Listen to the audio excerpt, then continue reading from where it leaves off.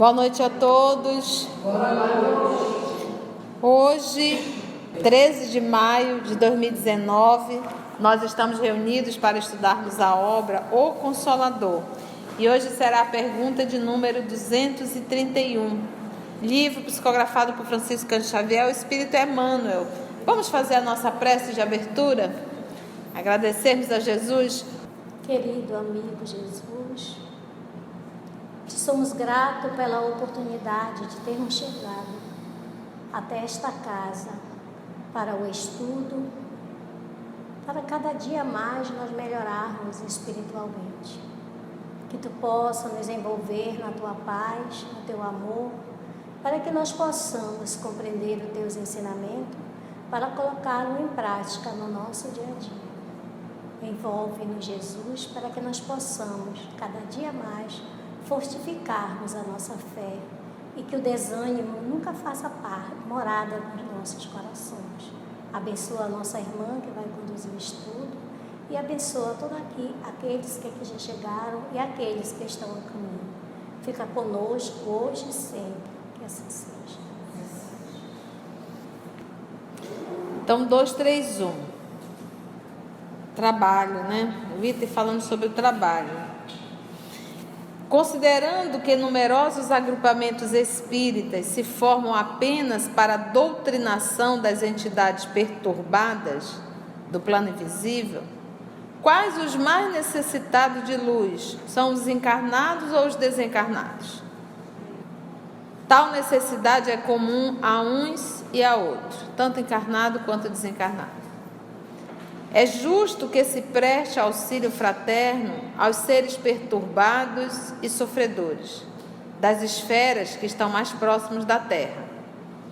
Entretanto, é preciso convir que os espíritos encarnados carecem de maior porcentagem de iluminação evangélica que os invisíveis, mesmo porque, sem ela, que auxílio poderão prestar ao irmão ignorante e infeliz se não tiver encarnado para atender desencarnado?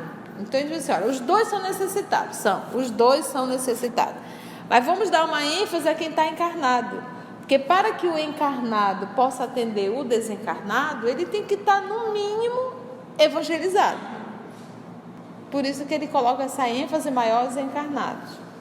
A lição do Senhor não fala do absurdo de um cego a conduzir outros cegos? Por essa razão é que toda reunião de estudos sinceros dentro da doutrina é o elemento precioso para estabelecer o roteiro espiritual a quantos desejam o bom caminho. Olha lá, por essa razão é que toda reunião de estudos sinceros, mais uma vez, tanto nosso querido professor Allan Kardec, ele acrescenta essa observação, ele coloca estudo, mas ele dá um adjetivo, mas estudo sincero. Então, cada vez que eles falam isso, bate uma certa tristeza, porque a gente começa a entender que existe estudos que não são sinceros. Existem estudos que não são sérios. Aí hoje eu me pergunto, será que esse fato de não ser um estudo sério, isso está apenas nas mãos do dirigente, do facilitador ou do evangelizador? Não. Talvez também possa ser um processo de uma autoavaliação. Eu vou para o estudo, mas eu faço um estudo sério? Porque às vezes você tem um dirigente que se esforça, que pesquisa, que faz todo um movimento, que é assíduo, mas de repente o participante, o evangelizando, não leva a sério o trabalho, não leva a sério o estudo. E quase sempre é aquele que esquece o livro, sabe, que não lê, que não pratica, que não se esforça. Então não leva a sério o estudo que está fazendo, não leva a sério. Então ele diz, por essa razão é que toda reunião de estudos sinceros dentro da doutrina é um elemento precioso. Olha a palavra, preciosidade. Olha. É um elemento precioso para estabelecer o roteiro espiritual a quantos desejem o bom caminho. A missão da luz é revelar com verdade serena. Não é a verdade que toca o terror. que assusta. O coração iluminado não necessita de muitos recursos da palavra, porque na oficina da fraternidade bastará o seu sentimento esclarecido no Evangelho. Essa fala aqui é direto para o dialogador, falando nesse trabalho do diálogo. Então ele diz que para esse trabalho, ele diz assim, o coração que já é iluminado, ele não necessita de muito recurso da palavra, porque na oficina da fraternidade, nessa oficina, na condição de um concerto da fraternidade, bastará o seu sentimento esclarecido no Evangelho. Que a gente costuma falar, o sentimento, ele fala muito mais do que as palavras. E o sentimento, ele mexe muito mais com o outro do que as palavras. E é isso que nos falta. A grande maravilha do amor é o seu profundo e divino contágio. Ninguém ama à distância, ninguém ama sem meter a mão, ninguém ama se não houver um contato. Mas como é que eu posso amar se eu nunca fui lá? É lindo isso aqui. Por esse motivo, o Espírito encarnado, para regenerar os seus irmãos da sombra, ele necessita primeiro o quê? Iluminar-se primeiro. Como eu quero levar luz se eu ainda não conseguir construir ela dentro de mim mesmo? Muito bom isso aqui, né, gente? Vamos então para o 2.4.3, intitulado Realização.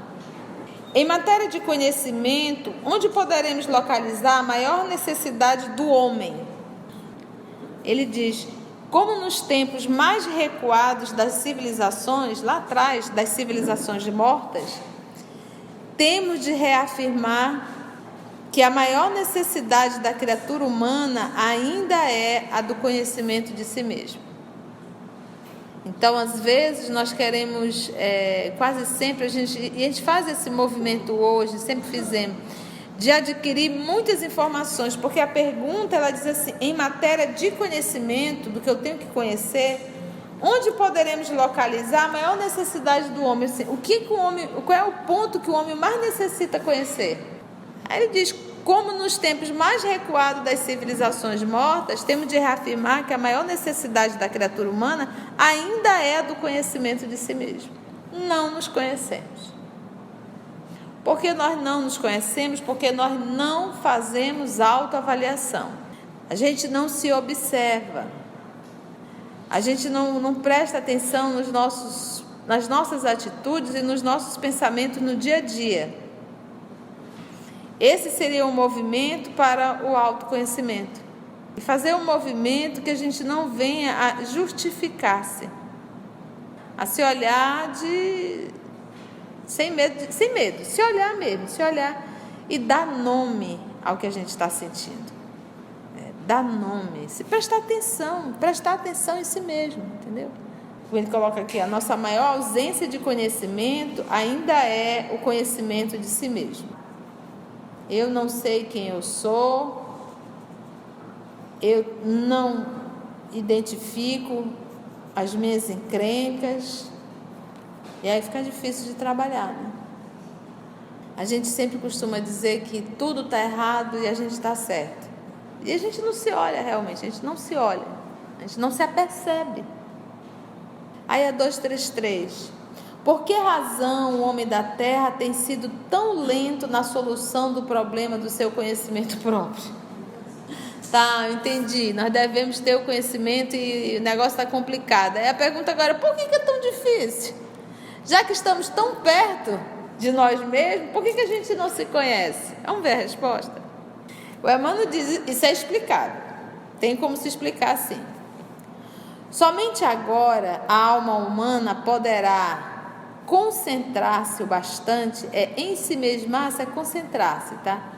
Isso é explicável. Somente agora a alma humana poderá concentrar-se bastante para compreender as necessidades e os escaninhos da sua personalidade espiritual. Os escaninhos, os cantinhos, né? Antigamente, a existência do homem resumia-se na luta com as forças externas. Toda e qualquer conquista era na base de batalha. Quanto maior o número da sua legião de soldados, maior a probabilidade de você vencer e se tornar um rei e um proprietário daquele espaço. Então, todas as vitórias, todos os movimentos eram pautados na força. Antigamente, a existência do homem resumia-se na luta com as forças externas, de modo a criar uma lei de harmonia entre ele próprio e a natureza terrestre. Muitos séculos decorreram até que enxergaram a conveniência da solidariedade para enfrentar os perigos comuns. A organização da tribo, a organização da família, a organização das tradições, das experiências coletivas, exigiu muitos séculos de luta e de infortúnios dolorosos. A ciência das relações, o aproveitamento das forças materiais que o rodeavam, não requisitaram menor porção de tempo. Agora, porém, nas culminâncias de sua evolução física, o homem não necessitará preocupar-se de modo tão absorvente com a paisagem que o cerca, razão pela qual todas as energias espirituais se mobilizam nos tempos modernos, em torno das criaturas. Aqui vem o finalzinho, a resposta, convocando-as ao sagrado conhecimento de si mesmas, dentro dos valores infinitos da própria vida. Ele dá uma volta, ele diz assim: a ciência das relações, o aproveitamento das forças materiais que o rodeavam, não requisitaram menor porção de tempo. Ele diz: agora, porém, nas culminâncias de sua evolução física, o homem não necessitará preocupar-se de modo tão absorvente com a paisagem que o cerca, razão pela qual todas as energias espirituais se mobilizam agora, nos tempos modernos, em torno das criaturas, convocando-as ao sagrado conhecimento de si mesma, dentro dos valores infinitos. É como se ele dissesse assim: há um tempo atrás, há uns séculos atrás, aí, nesse movimento, somente agora a alma humana poderá concentrar-se o bastante para compreender as necessidades dos caninhos.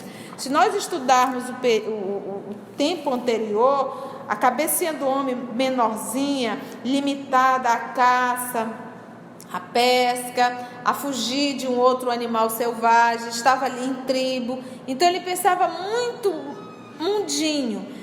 À medida que o espírito foi evoluindo, que hoje a gente não precisa mais sair à caça, a não ser se ainda tem esse ser primitivo dentro de você que você vai sair para a caça. Mas você vai no supermercado, tem tudo lá, nós podemos nos proteger do temporal, do vento, não tem mais nenhum leão atrás da gente, querendo dar no seu leão do final do ano, que ainda abocanha, gente, é uma confusão.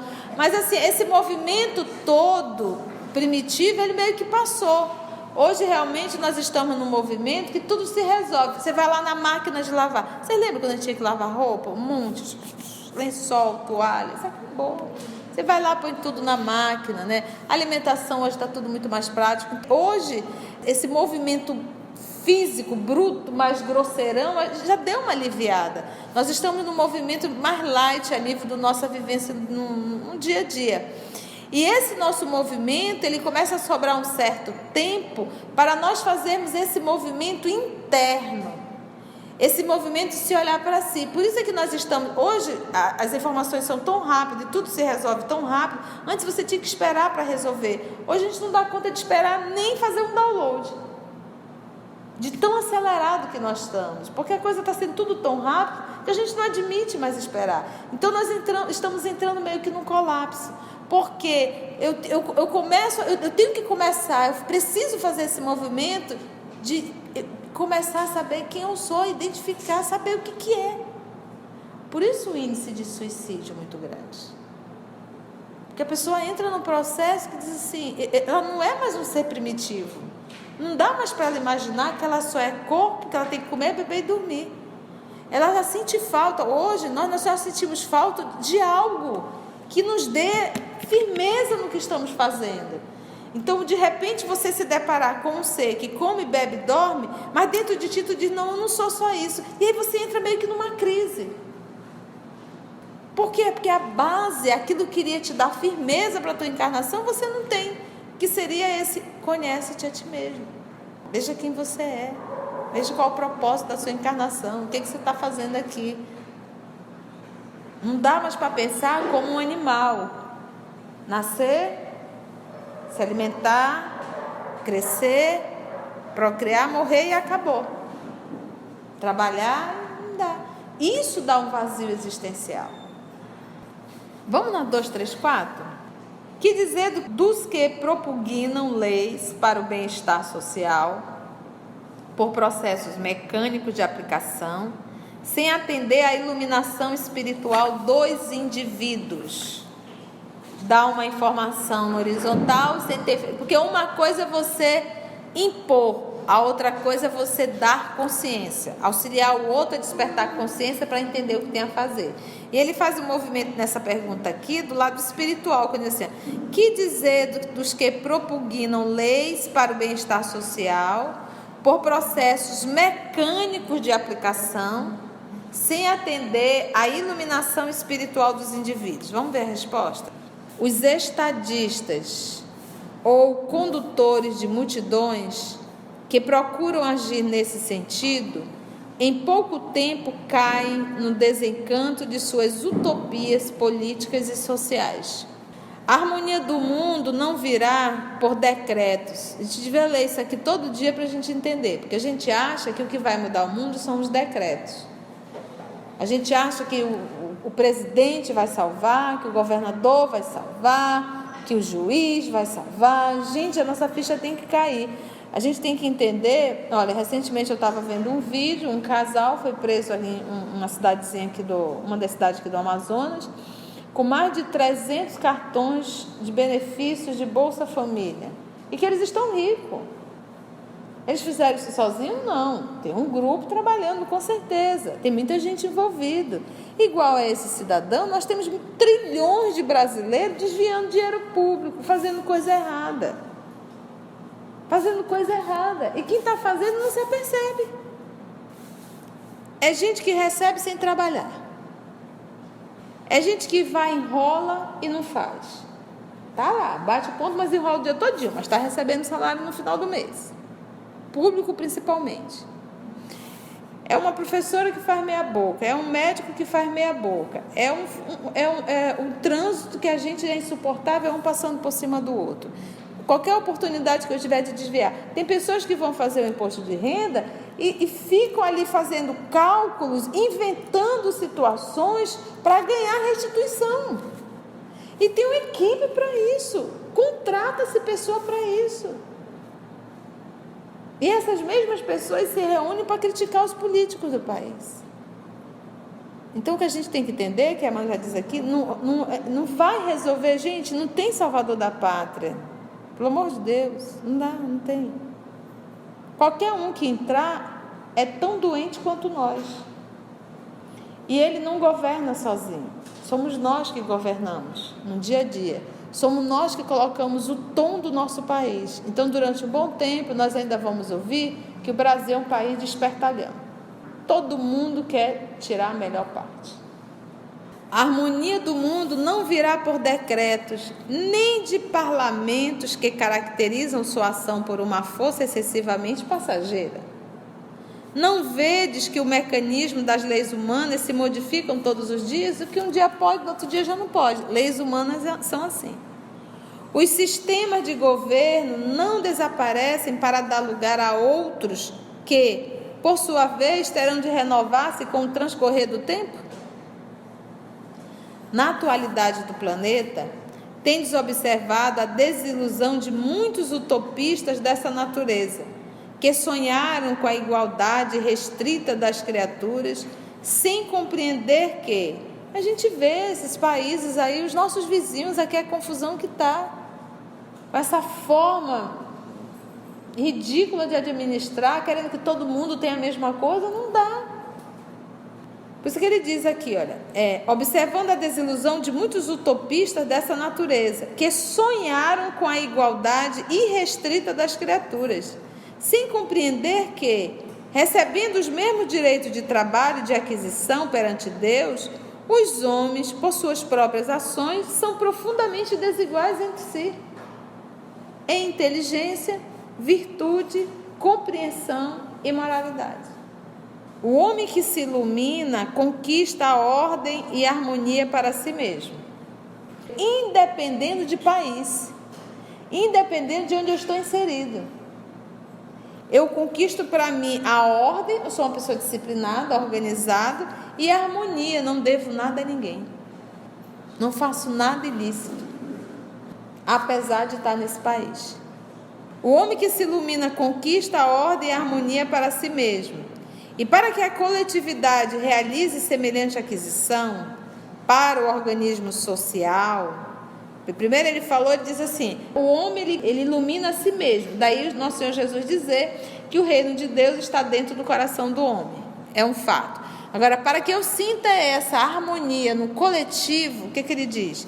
E para que a coletividade realize semelhante aquisição, que é de iluminar-se, para o organismo social, faz-se imprescindível que todos os seus elementos compreendam os sagrados deveres de autoiluminação. Quando que isso vai chegar? Não sei. Mas que vai chegar, vai. Ver espírita discutindo, até graças a Deus parou mais, mas na época da eleição era algo assim desesperador. Se o fulano ganhar, vai acabar com o país. Ele é isso, ele é aquilo. Aí o outro dizia, mas se esse ganhar... E o povo ficava descabelando nas redes sociais. Eu digo, gente, esse povo ainda não entendeu que quem administra é Jesus e que nós estamos dando tom do nosso país. Que somos nós que fazemos o dia a dia. Falta de estudo sério. Então vamos no 235. Há outras fontes de conhecimento para a iluminação dos homens, além da constituída pelos ensinamentos divinos do Evangelho? Na questão 919, Livro dos Espíritos, ele pergunta assim, qual o meio mais eficaz do homem resistir ao mal? Si mesmo está lá, de resistir ao mal. A resposta é assim, e é um capítulo que Allan Kardec colocou no Livro dos Espíritos, intitulado, um item dentro da 919, conhecimento de si mesmo. Conhecimento de si mesmo. Você acredita que tem um capítulo desse no Livro dos Espíritos? Conhecimento de si mesmo. Aí o Kardec perguntou assim aos espíritos, qual o meio prático, ou seja, não me dá nada enrolado não, me dá uma coisa prática de ser feito. Não vem me dizer subir a montanha, ir até o Nepal, ficar lá na posição de lótus, não, mas me dá um meio prático. Qual o meio prático mais eficaz que tem um homem de se melhorar nesta vida e de resistir ao arrastamento do mal? A pergunta é maravilhosa. Qual o meio prático? O meio prático de eu me melhorar, do homem, né? De o homem melhorar nesta vida e de resistir ao arrastamento do mal, porque o mal ele tende a arrastar mesmo, é impressionante, vai levando Deus e o mundo, né? Deus não, me perdoe, vai levando muita gente. Aí a resposta, um sábio da antiguidade vos disse, conhece-te a ti mesmo. Aí vem Kardec, ok, 919A, vamos fazer uma extensão.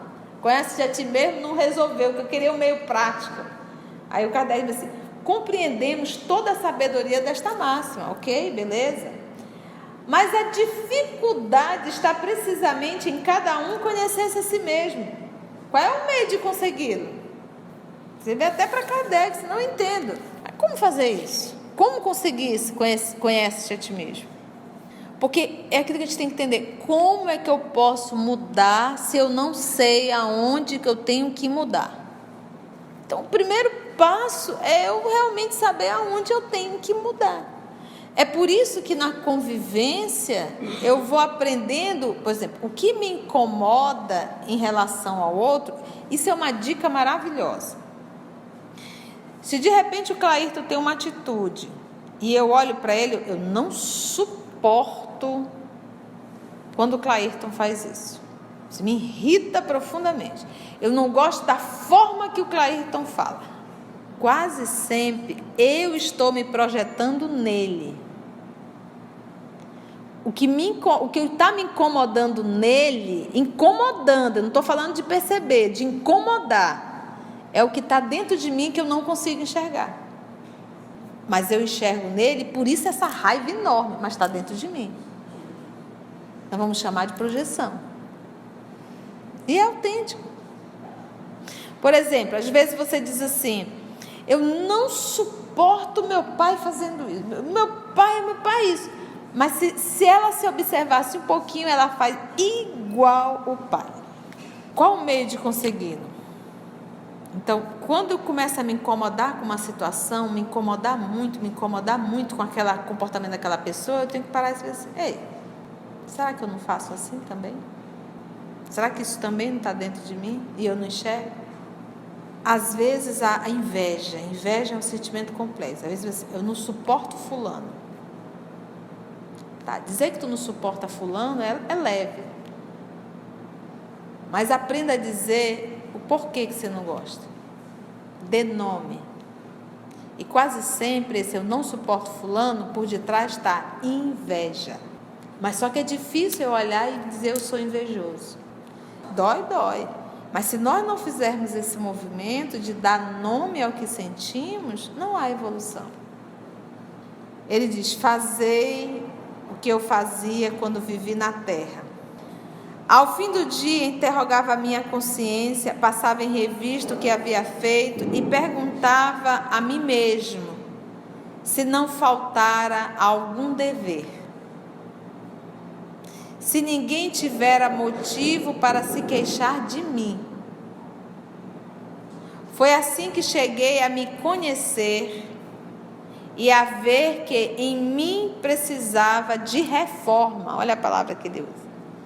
Aquele que todas as noites recordasse todas as ações que praticara durante o dia e perguntasse a si mesmo o bem ou o mal que houvera feito, rogando a Deus e ao seu anjo da guarda que o esclarecessem, adquiriria grande força para se aperfeiçoar. Porque, crede-me, Deus o assistirá. Quando há boa vontade, nossa, a alegria da misericórdia divina, vamos aproveitar esse cadinho de boa vontade para ver se a Conceição dá um up. Portanto, questionai-vos, interrogai-vos sobre o que tendes feito e com que objetivo agistes em dada circunstância. Se fizeste alguma coisa que censurarias, se feita por outra pessoa. Se praticastes alguma ação que não ousarias confessar. Olha que legal. Alguma atitude que tu fizeste que tu não tem coragem de contar para ninguém. Olha aí a autoavaliação. Perguntai ainda isto: se aprovesse a Deus chamar-me neste momento, teria que temer o olhar de alguém? Ao entrar de novo no mundo dos espíritos, onde nada é oculto? Ficaria com vergonha de olhar cara a cara? Ou ia ficar meio acuadinha? Examinai o que podeis ter feito contra Deus, depois contra o vosso próximo e finalmente contra vós mesmo. As respostas acalmarão a vossa consciência ou indicarão um mal que precisa ser curado. Então, sempre terá que ser feita uma autoavaliação. Conhecer-se é ir de encontro consigo mesmo, com os seus sentimentos, com as suas emoções, com as suas ideias. Temos que fazer realmente esse movimento. O conhecimento de si mesmo é, portanto, a chave do progresso individual. Mas direis: como pode alguém julgar-se a si mesmo? Não está aí a ilusão do amor próprio que atenua as faltas e as torna desculpáveis? O avarento se considera simplesmente econômico e previdente. O orgulhoso acredita ter apenas dignidade. Tudo isso é muito certo, mas tendes um meio de controle que não vos pode enganar. Quando estiverdes indecisos sobre o valor de uma de vossas ações, perguntai como a qualificarias se praticada por outra pessoa. Se a censurais nos outros, ela não poderia ser mais legítima, caso fosseis o seu autor, porque Deus não usa de duas medidas na aplicação de sua justiça. Procurai também saber o que pensam os outros e não desprezeis a opinião dos vossos inimigos, porque quem mais aponta os nossos defeitos são os nossos inimigos. Quando alguém vem e nos fala, você é isso, você é aquilo, você fez isso e aquilo, a gente fica com ódio da pessoa, vaidade e orgulho. Mas em verdade o outro está sendo um sinalizador que o amigo não tem coragem de fazer. Quando estiverdes indecisos sobre o valor de uma de vossas ações, perguntai como a qualificarias se praticada por outra pessoa. Se a censurar nos outros, ela não poderia ser mais legítima caso fosses o seu autor, porque Deus não usa de duas medidas na aplicação de sua justiça. Procurai também saber o que pensam os outros e não desprezeis a opinião dos vossos inimigos, já que estes não têm nenhum interesse em disfarçar a verdade. E Deus muitas vezes o coloca ao vosso lado como um espelho, a fim de que sejais advertido com mais franqueza do que eu faria a um amigo. Aquele, pois, que tem o sério desejo de melhorar-se, perscrute a sua consciência, a fim de extirpar de si as más tendências, como arranca as ervas daninhas do seu jardim. Faça o balanço da sua jornada moral, avaliando a exemplo do comerciante seus lucros e perdas, e eu vos garanto que o lucro sobrepujará os prejuízos. Se puder dizer que foi bom o seu dia, poderá dormir em paz e aguardar sem temor o despertar na outra vida. Formulai, portanto, a vós mesmos perguntas claras e precisas, e não temais multiplicá-las. Pode-se muito bem consagrar alguns minutos para conquistar a felicidade eterna. Não trabalhais todos os dias com vistas a ajustar haveres que vos garanto o repouso na velhice? Esse repouso não é o objeto de todos os vossos desejos? O fim que vos faz suportar fadigas e privações passageiras? Pois bem, que é esse descanso de alguns dias, perturbado pelas enfermidades do corpo? Porque você diz assim, eu quero ter uma velhice tranquila, vou guardar meu dinheirinho. Quem quer velhice tranquila? A gente fica com achaque aqui, achaque ali, vai para médico, vai para isso, né? Não tem. Por isso que ele diz que é esse descanso de alguns dias, perturbado pelas enfermidades do corpo, em comparação com o que espera o homem de bem? Não valerá a pena fazer alguns esforços? Sei que muitos dizem que o presente é positivo e o futuro é incerto. Ora, é exatamente esta ideia que estamos encarregados de destruir em vossas mentes, pois desejamos fazer que compreendais esse futuro, de modo a não restar nenhuma dúvida em vossa alma. Porque eu não posso, como diz o nosso Chico, voltar atrás e refazer o que está feito. Está feito, está feito.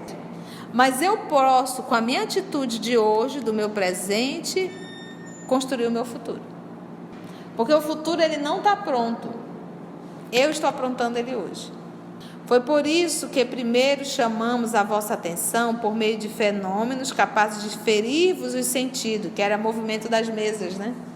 Os sentidos, e que agora vos damos instruções que cada um de vós está encarregado de espalhar. Com esse objetivo é que ditamos o Livro dos Espíritos. Quem deu essa resposta foi Santo Agostinho.